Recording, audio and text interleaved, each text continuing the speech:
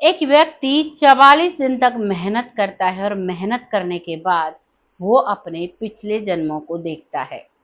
ये मैं जिसकी बात कर रही हूँ एक ऐसा नॉर्मल व्यक्ति है, लेकिन बहुत बड़ा एग्जाम्पल जो सेट किया है वो भगवान बुद्धा ने सेट किया है, जिन्होंने 44 दिन के अंदर अपने कई सारे जन्मों को देखा था।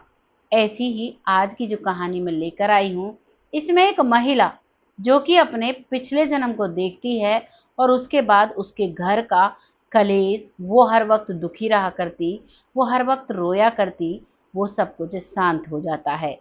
ऐसा उसने क्या अपने पिछले जन्म में देखा जिसकी वजह से वो सब कुछ छोड़ देती है और अपने जीवन में एक बड़ा बदलाव लाती है।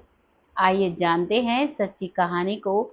ये जो सच्ची कहानी हमारे सामने आई है, ये एक लड़की की है, यानी कि एक लेडीज की है, जिसका एक बेटा होता है और बेटा महज 5 साल का है। पति पत्नी बेहद प्यार करते हैं और बहुत ही प्यार से वो घर में रहा करते हैं। पत्नी अपने पति से जो भी कहा करती, उसका वो बहुत अच्छे से बहुत प्यार से जवाब दिया करता, भरपूर कोशिश किया करता कि वो उसकी हर ख्वाहिश पूरी करे। लेकिन एक दिन अचानक कुछ ऐसा होता है कि उनकी नौबत तलाक पर आ जाती है। दरअसल शाम के वक्त वो लोग बहुत अच्छे से अपने घर में एक कीर्तन कराते हैं और कीर्तन के बाद फिर वो अपने घर की साफ सफाई करते हैं। रात के समय झूठे बर्तन समगाना, बहुत सारे छोटे छोटे काम हो जाते हैं जब हमारे घर में कीर्तन होता है या फिर कोई भी आध्यात्मिक या फिर कोई भी पार्टी, बर्थडे सेलिब्रेट कुछ भी होता है, तो बहुत सारे छोटे छोटे काम होते हैं। ऐसा ही इस घर में काम था और ये सारे काम पति पत्नी मिलकर करते हैं। मिलकर करने के बाद रात के करीबन 12 बज जाते हैं और 12 बजे के करीब ये लोग सो पाते हैं। सोने के बाद सुबह होती है। सुबह उसका बच्चा भूख से तड़प रहा था, तो वो महिला अपने पति को कहती है कि एक गिलास गरम दूध करके ले आओगे, बेटा भूखा है, इसको दूध पिलाना है। अमूमन वो पति उसको गरम दूध करके दे दिया करता, लेकिन आज वो कहता है कि मुझे तुमसे तलाक चाहिए, मैं इसे दूध डालकर नहीं दूंगा। ये काम तुम्हारा है, अपना काम स्वयं करो और तुम मुझे बहुत ऑर्डर देने लगी हो, आज से मुझे तुम्हें तलाक देना है, आज के बाद मुझे तुम्हारी शक्ल नहीं देखनी। ये बात सुनकर वो महिला बहुत हैरान हो जाती है और ये सोचने लगती है कि ऐसा क्यों हुआ? आज तक हमारी कोई लड़ाई नहीं हुई, हम लोग एक दूसरे से बहुत प्यार करते हैं और अचानक इन्होंने तलाक की बात क्यों की और मुझसे बोलना भी बंद कर दिया। दरअसल उनकी शादी को 6 साल हो चुके थे, 5 साल का उनका बेटा था, आज तक उनमें कोई लड़ाई झगड़ा नहीं हुआ था और आज तक उनकी बोलचाल बंद नहीं हुई थी। ये दौर पहली बार ऐसा था जब वो लोग एक दूसरे से प्यार नहीं करते हैं, बात नहीं करते हैं, एक दूसरे की शक्ल नहीं देखते हैं। इस बात का दर्द उस महिला को बहुत होता है। उसे अपने बच्चे की कमी खलती है, क्योंकि जब उनमें लड़ाई होती है तो वो एक दूसरे से अलग हो जाते हैं और उस बच्चे को, जो बच्चों का एक स्कूल होता है, उसमें छोड़ दिया जाता है। वहाँ पर उस बच्चे को रखा जाता है पुलिस की तरफ से। वो माँ बहुत तड़पती है, लेकिन वो पिता कह देता है सरकार इसका फैसला करेगी, ये बच्चा किसके पास रहेगा, तब तक ये सरकार की कस्टडी में रहेगा। ये बात उसको बहुत खलती है। इस चीज़ के लिए वो जगह जगह जाती है, सबसे मिन्नत मांगती है, हर द्वारे पर, भगवान के हर द्वारे पर जाती है, लेकिन कहीं भी उसे कोई ऐसी तसल्ली देने वाला व्यक्ति नहीं मिलता है। अंत में हार थक कर वो एक ऐसी जगह पहुंचती है जहां पर एक साधु संत बहुत अच्छे से तपस्या कर रहे थे। जब वो तपस्या करते हैं तो उस समय वो वहां पहुंचती है और उनका इंतजार करती है कि कब वो अपना आसन छोड़ेंगे और कब वो सामान्य स्थिति में आएंगे, कब मैं उनसे अपने दिल की बात कहूंगी। वो ये इंतजार करती है। अब वो थोड़ी देर में अपना जो तप है, उसका जो मंत्र जाप वो करते हैं वो पूरे हो जाते हैं और उसके बाद अब वो अपने आसन को छोड़कर खड़े होते हैं। वो वहां जाकर गुरुजन के पैर पकड़ती है और कहती है, गुरुजन, मैं बहुत बड़ी दुविधा में हूँ। मेरा पति मुझे तलाक देना चाहता है, लेकिन मुझे तलाक नहीं लेना। मैं करूँ तो क्या करूँ? कुछ ऐसा करूँ जिससे कि मैं उसके साथ रहूँ। तभी गुरुजन कहते हैं कि बेटा, ये सब कर्मों के लेखे जोखे हैं। अगर भगवान ने लिखा है कि तुम्हारा तलाक होना है, तो वो होकर रहेगा, इसका तुम कुछ नहीं कर सकती। वो कहती है, मैं विश्वास नहीं करती, मुझे बताइए मेरी क्या गलती है, मैंने ऐसा पिछले जन्म में क्या कर्म किया था जो मुझे इतनी बड़ी सजा मिल रही है। तभी गुरुजन कहते हैं, बेटा ये तुम नहीं देख सकती, ये तप के आधार पर देखा जाता है, हमें भजन ध्यान करना पड़ता है, उसके बाद ही हम ये चीजें देख सकते हैं। वो जिद पड़ जाती है, कहती है, बाबा मुझे बताइए, मुझे करना है, मुझे अपना पास्ट लाइफ देखना है, मुझे अपने पिछले जन्म में जाना है, मुझे जानना है मैंने ऐसा क्या गलत किया था जिसकी सजा मुझे इतनी बड़ी मिल रही है। तभी वो गुरुजन उसे तरीका बताते हैं। वो रोज अध्यात्म के लिए रोज कोशिश करती है, रोज वो आसन लगाकर बैठती है, अपने ध्यान को केंद्रित करती है, भगवान से बात करने की, कनेक्ट होने की कोशिश करती है, लेकिन हर रोज उसकी कोशिश नाकाम रहती है। लगातार 3 महीने तक वो मेहनत करती है, लगातार 3 महीने तक वो रोज कोशिश करती है, और 3 महीने बाद उसका भगवान से कनेक्शन बन जाता है और उसे अपना पिछला जन्म साफ साफ दिखने लगता है। इस बीच में उसकी कई हियरिंग हुई, यानी कि कई बार उसे कोर्ट में जाना पड़ा, कई बार उसने जज साहब से गिड़गिड़ा कर माफी मांगी कि मुझे अपने पति के साथ रहना है, मुझे इसको नहीं छोड़ना, लेकिन पति की तरफ से साफ कह दिया गया था कि मैं इसके साथ नहीं रह सकता। ये चीज़ें वो सोचती है, उसके बाद वो अध्यात्म से जुड़ती है, और जब उसका कनेक्शन भगवान से बनता है और वो जब अपना पिछला जन्म देखती है, तो वो अपने आप को एक सिपाही के रूप में देखती है। वो सिपाही के रूप में, जो एक खुफिया अफसर होते हैं, जो खुफिया जानकारी निकालते हैं, ऐसी एक सिपाही थी, और वो दूसरे देश में जाती है। वहाँ पर एक व्यक्ति को अपना दोस्त बनाती है, वो भी सिपाही था, उससे बातें करती है और उसके देश की जो खुफिया जानकारी है उसे लेती है। वो सारी जानकारी वो उसे प्यार में दे देता है, वो दोस्त होता है, दोस्ती के नाते सारी जानकारी दे देता है, और अंत में जब वो उस देश को छोड़ने वाली थी, यानी कि अब वहाँ से जब निकलने वाली थी, तो वो अपने उसी जान से प्यारे दोस्त को गोली मार देती है। करीबन अब से 100 साल पहले वो जा चुकी थी और ये सारा मंजर देख रही थी। ये देखने के बाद उसको खुद को ही इतना दर्द महसूस होता है कि मैंने ये गलत क्यों किया।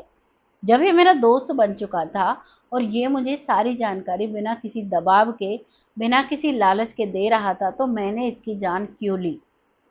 वो इस सवाल को सोचती है इस जन्म में बैठी हुई, लेकिन पिछले जन्म में जब वो थी तो उसे इसका बिल्कुल भी कोई अंदाजा नहीं था।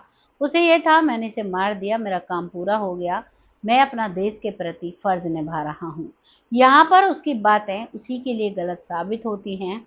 जिस व्यक्ति को उसने मारा था वो इस जन्म में इसका पति है, और ये वही सिपाही है जो खुफिया जानकारी लेने के लिए दूसरे देश में गया था।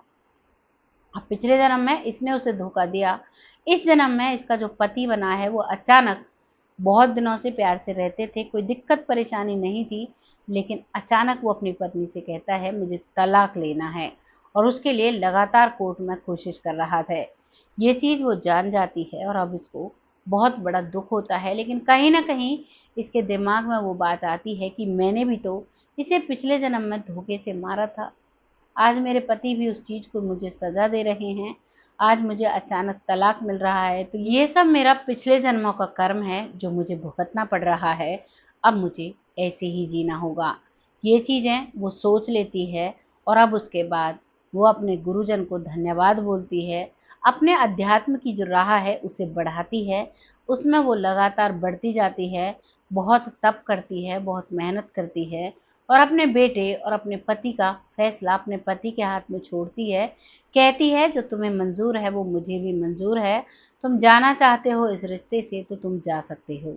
वो एक चैन की सांस लेती है, वो समझ चुकी थी कि पिछले जन्म में जो मैंने किया था वो मुझे भुगतना पड़ेगा। दरअसल जब वो अध्यात्म के जरिए भगवान से कनेक्ट हो रही थी, तो उस दौरान उसके सामने एक बड़ी सोल बैठी हुई थी, जो इसे इसके जन्म होने से पहले पूछ रही थी कि तुम्हें कहाँ पर जाना है। तभी वो कहती है कि मुझे यहीं पर जाना है, और अपना जो मैंने इस जन्म में गलत कार्य किया, इसका भुगतान मुझे इसी जन्म में करना है, तो इसीलिए मुझे इसी व्यक्ति के साथ शादी करनी है इस जीवन में, और इसी व्यक्ति के साथ जीवन इतने दिनों तक बिताना है। मुझे अपने पाप का प्रायश्चित करना है, और वो इसी मकसद से इस जमीन पर आती है। इस धरती पर हर आत्मा किसी न किसी मकसद से आई है, और अपने मकसद को पूरा करने के बाद वो जाती है। अगर किसी कारण से उसका मकसद पूरा नहीं होता है तो उसे दूसरा जन्म लेना पड़ता है। उसके बाद वो अपने जन्म को पूरा करती है, उस मकसद को पूरा करती है और उसके बाद उसका मोक्ष होता है। ये कहानी हमें बताई उसी महिला ने, जिस महिला का नाम सीमा गरेवाल था, और वो ये कहानी हमें लिख कर भेजती हैं।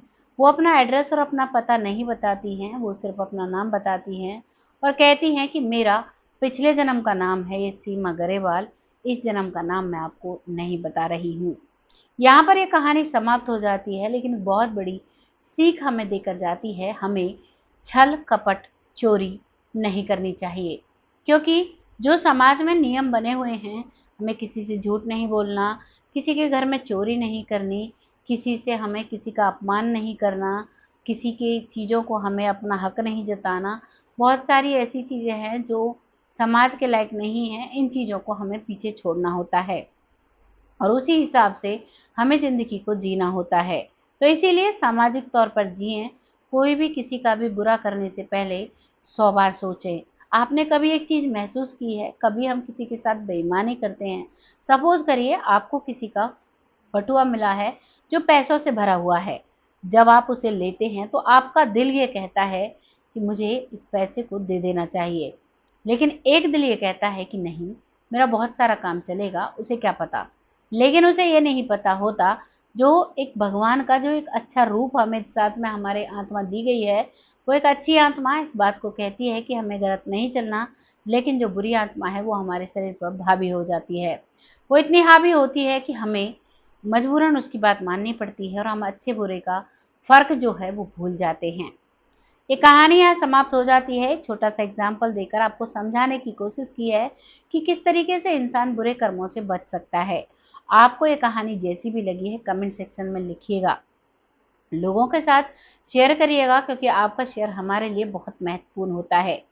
अब वक्त आता है उन लोगों का जो लोग हमें दिल से सपोर्ट करते हैं, जिनमें सबसे पहला नाम सरयू बालाजी का आता है। बहुत प्यारे कमेंट लिखे हैं, आपका तहे दिल से आभार व्यक्त करते हैं। ऐसे ही अपना सपोर्ट हमारे साथ बनाए रखें। अगला नाम आता है रामायण कुशवाहा जी, जो बहुत प्यारे कमेंट लिखते हैं, बिटिया कहकर संबोधित करते हैं। ऐसे ही अपना प्यार और आशीर्वाद हम पर बनाए रखें। अगला नाम आता है लखविंदर सिंह, जो बहुत प्यारे कमेंट करते हैं और बहुत अच्छे से सपोर्ट करते हैं। आपका तहे दिल से आभार व्यक्त करते हैं। ऐसे ही अपना सपोर्ट हमारे साथ बनाए रखें। अगला नाम आता है तनुजा शुक्ला जी, जो बहुत अच्छे से सपोर्ट कर रही हैं, नई जुड़ी हैं, आपका तहे दिल से धन्यवाद करते हैं। ऐसे ही अपना सपोर्ट हमारे साथ बनाए रखें। अगला नाम आता है मनोज, हरियाणा से, बहुत अच्छे से सपोर्ट करते हैं, बहुत प्यारे कमेंट भेजते हैं। आपका तहे दिल से आभार व्यक्त करते हैं। ऐसे ही अपना सपोर्ट बनाए रखें। अगला नाम आता है रामवीर सिरोहा जी, जो बहुत अच्छे से कमेंट करते हैं, आपका तहे दिल से धन्यवाद करते हैं। ऐसे ही अपना सपोर्ट बनाए रखें। अगला नाम आता है मंजू चौधरी जी, जो बहुत प्यारे कमेंट करती हैं, आपका तहे दिल से आभार व्यक्त करते हैं। ऐसे ही अपना सपोर्ट बनाए रखें। अगला नाम आता है मोहम्मद यासीन जी, जो बहुत अच्छे से सपोर्ट करते हैं, बहुत प्यारे कमेंट होते हैं, आपका तहे दिल से आभार व्यक्त करते हैं। ऐसे ही अपना सपोर्ट हमारे साथ बनाए रखें। अगला नाम आता है नीलम चौहान जी, जो बहुत अच्छे से सपोर्ट करती हैं, आपका तहे दिल से धन्यवाद करते हैं। ऐसे ही अपना सपोर्ट और प्यार बनाए रखें। अगला नाम आता है पिंकी भोई जी, जो बहुत अच्छे से, बहुत पुरानी व्यूवर हैं, बहुत प्यारे कमेंट लिखती हैं, आपका तहे दिल से आभार व्यक्त करते हैं। ऐसे ही अपना सपोर्ट बनाए रखें। अगला नाम आता है सुमति जी, जो बहुत अच्छे से सपोर्ट करती हैं, आपका तहे दिल से धन्यवाद करते हैं। ऐसे ही अपना सपोर्ट बनाए रखें। अगला नाम आता है भूप सिंह सैनी जी, जो बिटिया कहकर संबोधित करते हैं, बहुत प्यारे कमेंट करते हैं, आपका तहे दिल से आभार व्यक्त करते हैं। ऐसे ही अपना सपोर्ट बनाए रखें। नामों का सिलसिला काफ़ी रह गया है, अगली वीडियो में ले लिया जाएगा। तब तक आप सब खुश रहें, आबाद रहें, भगवान से यही दुआ करती हूँ। तब तक के लिए जय हिंद, जय भारत।